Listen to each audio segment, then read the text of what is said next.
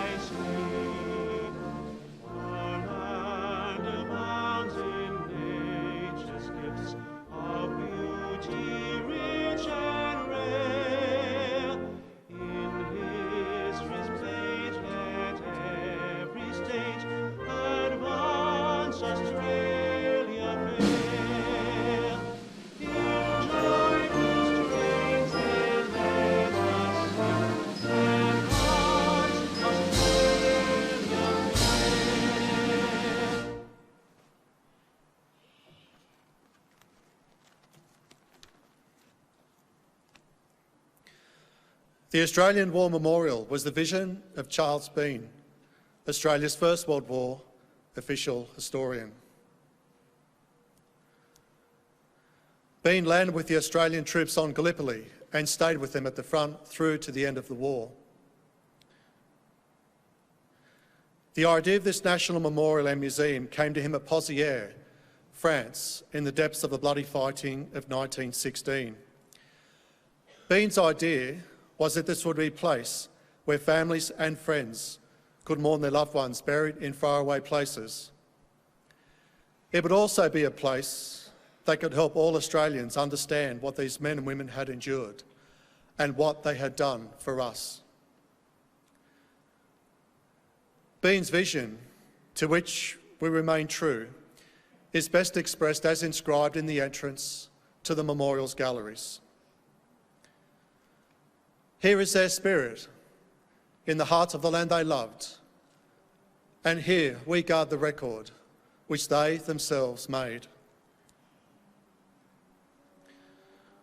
Tonight, we will read the story behind just one of those on the Roll of Honour, which lists the names of more than 102,000 men and women who have given their lives for us in war and other operations for more than a century. But first, we present a lament, Flowers of the Forest. Schools, I'd like you to please sit down at this point. Wreaths or floral tributes will now be laid at the base of the Pool of Reflection.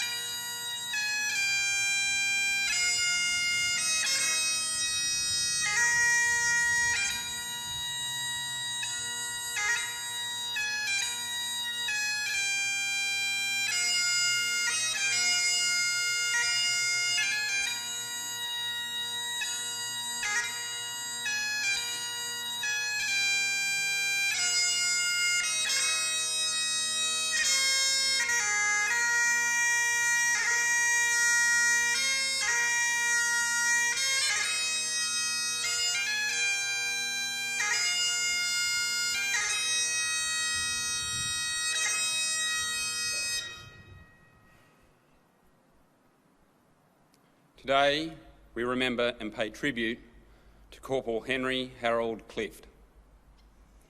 Popularly known as Harry, Henry Clift was born in 1897 to William and Hannah Clift of West Wyalong, New South Wales.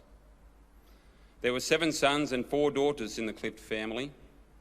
Henry attended the local school and at the age of around 13 or 14, went to work for Sharman Brothers as a shopkeeper. He was described as having a life characterised by honesty, sobriety and uprightness, and he enjoyed the esteem and goodwill of all. Henry Clift enlisted in the Australian Imperial Force in October 1915 at the age of 18. He was posted to the 4th Battalion and, after a period of training in Australia, was sent for overseas service. Clift first went to Egypt, where he continued his training before arriving in France to serve on the Western Front in June 1916.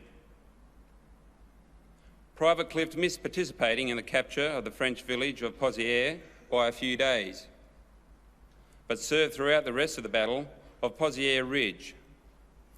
At one point, he volunteered to take a party out to bomb the Germans out of a communication trench, threatening their position. He and 3 other men succeeded after a long bomb fight and were able to hand the trench over to an officer. His skill and daring saw him promoted to corporal after only a few weeks on active duty. In September 1916, the 4th Battalion were withdrawn to a quiet sector of the Western Front around the Belgian town of Ypres to recover from the heavy fighting at Pozières and Mouquet Farm. Despite being a quiet sector, the front line was still a dangerous place to be. On the 11th of September 1916, Private Henry Clift was killed in action near Ypres. Little is known of the manner of his death, although the 4th Battalion's war diary records that the Germans were putting over a heavy mortar fire in part of their line during the day. Clift's body was recovered from the battlefield and today lies in the Railway Dugouts burial ground in Belgium. A friend, Sergeant Albert Grellman, wrote to Clift's parents in Wyalong, saying, "I heard of his death, and I can assure you it came as a great blow to me. He was as game as any man in the battalion. There is one thing that is very pleasing. He had the good word of every man who came to know him, and he died very bravely." Henry's brother Ern also enlisted during the First World War. He sailed for active service overseas just 2 or 3 weeks before the war ended. Another 3 of their brothers saw active service during the Second World War. Henry was the only one of the 5 to die on active service. A memorial tablet in his memory was erected in the Presbyterian Church in West Wyalong. It bears the inscription, "Sacred to the memory of Henry Harold Harry Clift, who fell in France on September 11th, 1916, aged 19 years. Greater love hath no man than this, that a man lay down his life for his friends," erected by his loving parents. Henry Clift's name is listed on the Roll of Honour on my right, among more than 60,000 Australians who died while serving in the First World War. His photograph is displayed beside the pool of reflection. This is but one of the many stories of service and sacrifice told here at the Australian War Memorial. We now remember Corporal Henry Harold Clift, who gave his life for us, for our freedoms, and in the hope of a better world.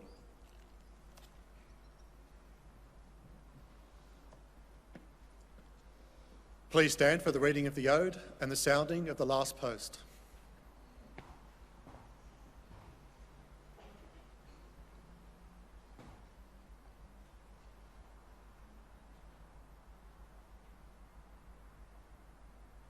They shall grow not old, as we that are left grow old. Age shall not weary them, nor the years condemn. At the going down of the sun, and in the morning, We will remember them.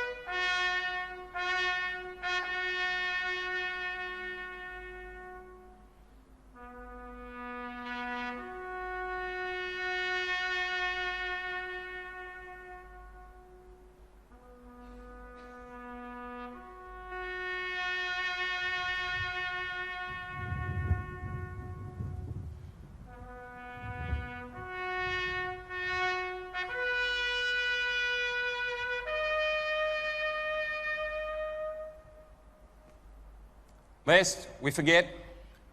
Lest we forget.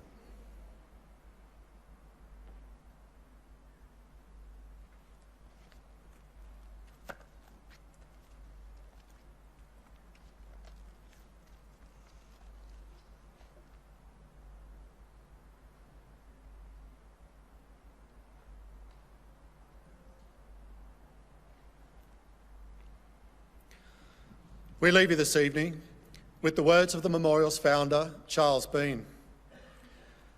Many a man lying out there at Pozieres or in the low scrub at Gallipoli, with his poor, tired senses barely working through the fever of his brain, has thought in his last moments, well, it's over. But in Australia, they will be proud of this. Ladies and gentlemen, that concludes the last post ceremony. Thank you for visiting the Australian War Memorial and good evening.